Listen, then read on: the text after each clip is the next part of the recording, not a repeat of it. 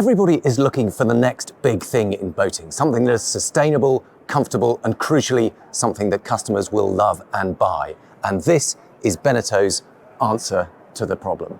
This is the new Beneteau Island Cruising Concept. Now, at the moment, it is still a concept boat, but the intention is to show it to the public, see how they like it, and if all goes well, they will build it. They've even got as far as talking prices.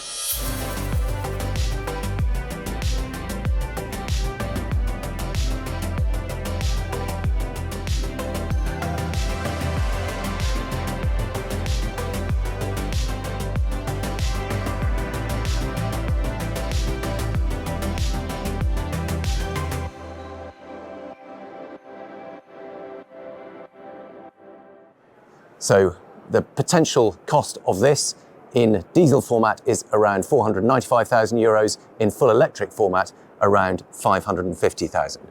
But there is some very unusual, clever thinking going on here. So if we start at the bow area, you can see it looks pretty much like a conventional sailing boat. It's a nice, thin, narrow bow, cuts very efficiently through the water, and crucially gives a nice, comfortable ride through waves. But if we move to the stern, you will see a very different picture emerging. So first of all, it is around 46 foot long. In terms of beam, it is around 14 foot 9 inches wide, and it has a very shallow draft, and that is because you need to get right under here to see this. Effectively, they're calling it a monomaran design, and you can really see what they mean by that. You see here we've got two separate hulls at the stern that converge in a kind of U shape to create that very slender bow area. And the idea of that is that it gives you the benefits of both. So you've got the stability and beam of a catamaran, but the ride comfort of a mono hull. So rather than that strange kind of corkscrewing motion you sometimes get with a full catamaran design, you get a much more comfortable, conventional monohull style ride, but with the stability and beam of a catamaran. So here you can get an idea of that beam. 14 foot 6 across gives you a lot of space to play with. And thanks to these folding balconies, that makes it even bigger. So it is very much a kind of floating villa by the water. They've tried to change the entire nautical aesthetic. This doesn't look or feel like a conventional boat. It feels like an apartment by the water.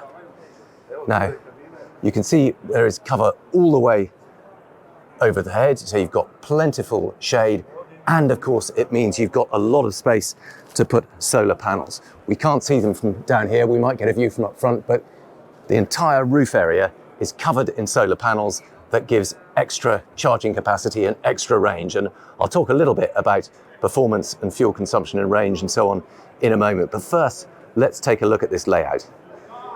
You can see it's kind of much more, almost like garden furniture. It's almost freestanding, but it slots into little recesses on the deck to keep it in place so that if you do get a bit of roll, it won't shift around, but means the sort of less bulky. Rather than being molded into the deck, it gives you more versatility, more flexibility of what you choose to spec and where you put them. Got a couple of folding director's chairs there out on the balcony, and you can really get a feel for that beam. And of course, what people really want to do is socialize with their friends on the water. And socializing tends to involve eating and drinking. So they have really maxed out on this whole kind of galley area. You can see there's a huge, this is not a small wet bar or indoor galley, it's a proper outdoor kitchen. We've got a big sink here, we've got a 2-ring burner grill there, 2-ring burner hob. We've got a grill under there, masses of refrigeration capacity. We've got an oven there, we've got one fridge there, we've got another fridge there. And it's that big, it's like a proper sort of kitchen island, you know, where that becomes the kind of center of the social entertainment. It's a full island style galley. You can have people sitting along here. It means you've got lots of storage too. There's another fridge there, lots of storage space in all these drawers.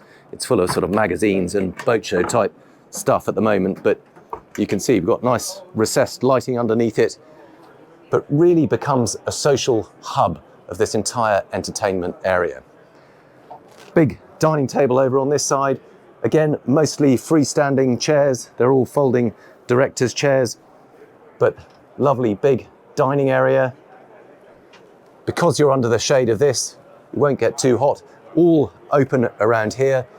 It looks like these, I think these are drop down.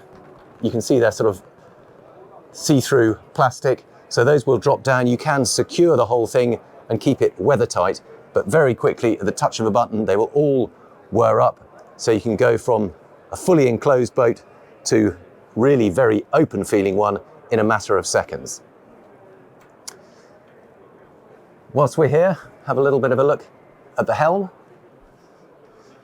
Now this is not a quick boat, it's a full displacement boat, so most of the time under electric power you're talking about a top speed of 7.5 knots or so. With the diesel engines that might go up to 9 knots, but this is not about racing from place to place, bagging the best spot in the bay. It's about gentle, relaxed cruising, a nice stable ride, very quiet engine noise, and enjoying the journey as well as the arrival.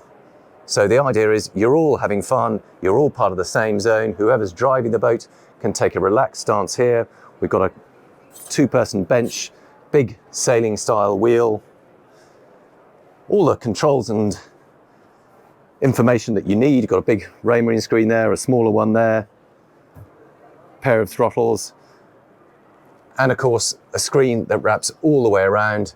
It's a long way forward, and you see that leaves space for a couple of shortish sunbeds. I don't know if realistically they're going to get used very much, but it's sort of unused space, so you might as well have something. It means a couple of kids could sit cross-legged there, read a book, chat to their parents, whatever it may be. This is the access down. We'll take a look in there in a minute, but let's have a look on the foredeck. So this is where it starts to feel more like a sailing boat, if you like. It starts to taper in towards the bow area. You've even got that little kind of residual bowsprit that houses the anchor. Nice little seating area here, actually. You can see it's all shaded by this big bimini cover. There's also under here a small captain's cabin. I think we have to twist these, or at least lift them up. Oh, there we go. So you can see if you use it as a charter boat, and that is one of the likely uses, there is a separate crew cabin in here with a loo and basic washing facilities, but it does mean you can keep all the cabins free for guests and still have somewhere for a professional crew member to stay on board if they need to. Now then, I hope we're going to get, yeah, here we go. So if we look up here, you can see we've got a really considerable solar power array, and that has a significant effect on the range. And I'll talk about range and speed in just a minute, but that full beam hardtop creates a perfect surface area for all those solar panels. I also notice there's a lot of access hatches under all this decking. I won't open them all up, but the reason for that, some of it is just really handy storage, and some of it is access. So if you do have diesel engines, they will live under this hatch here, and then you'll have conventional shafts running out. So they have thought about it. If you want to just stick with more conventional diesel, it's perfectly possible. And then if you come down here towards the accommodations, a few steps down, now it's quite a simple fit out. You know, the idea is to maximize volume and space and minimize costs, but they have found space for 4 cabins down here. I was quite surprised, 4 cabins and 4 bathrooms. So these ones in the bow of each hull, well, the monomaran hull, they do taper in a little bit. So slightly unusual shaped bed, but you could sleep 2 adults there easily enough. Not a lot of room at the foot of the bed, but they do have their own ensuite bathroom. It is a wet room, it's just a pull-out shower. But again, for a charter market, that's absolutely fine. There is a mirror image one in here, exactly the same, tapering in with the hull, same ensuite bathroom in there, or wet room, should I say. And very similar arrangement behind. We've got 2 further cabins, but these are a little bit bigger because the beam starts to expand. You can see we've got a more rectangular style bed, a little bit wider, goes back under the cabin, got decent headroom above the head of the bed, obviously limited headroom further under, but Here at the foot, we've got plenty of space, probably almost 7 feet there. And ensuite bathroom, again, similar style wet room, you just pull the shower out. But in terms of every cabin having its own bathroom is exactly what you want for that charter market. Exactly the same on this side, on the port side. Good size hull window, opening hatch for ventilation, and an ensuite bathroom. So given that you can't actually see an awful lot of volume in the boat from the outside, pleasantly surprising that there are 4 cabins, but what they've really focused on is prioritizing that outdoor living. And by giving maximum possible space to this cockpit, saloon, call it what you will, but still having space for 4 compact but perfectly usable cabins. I promised to talk a bit about range and performance. So with the electric motors, those are both 10 kilowatt electric sail drives, and under the beds in those cabins, there is 46 kilowatt hours of lithium ion batteries. Now that will give you a cruising range under battery power alone of around 2.5 hours cruising at 7.5 knots. So give you a range something in the region of around 25 nautical miles. But crucially, as well as the battery power, you've got 2 further means of keeping them charged up. One are those solar panels we saw on the roof, and together they will give around about 22 kilowatts of peak power. So during the course of the day, the expectation is that that will give you an extra 50% of electric only range. But that's not all. If you need more range, there is also a diesel generator on board. So it is a 22 kilowatt genset, and it has 200 litres of fuel, which you can use to then drive the electric motors directly or recharge the batteries, and that will extend the range to around 250 nautical miles. Now that realistically is as far as you're ever going to need on a boat like this. So most of the time you can get away with using electric power, all the benefits that has in terms of reduced noise, reduced emissions, and very silent, vibration-free cruising. But when you need the extra range, you haven't got enough solar power, you've got that diesel generator you can rely on. So, really interesting, unusual concept. Not necessarily the most beautiful of boats, but potentially an extremely practical one, and certainly a very, very efficient one.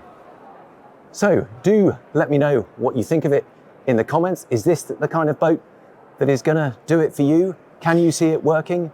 Do you think they ought to build it? Let me know. I would be fascinated to find out. My name is Hugo Andreae. You've been watching Motorboat and Yachting, and this is the Beneteau Island Concept boat. As always, thank you very much for watching.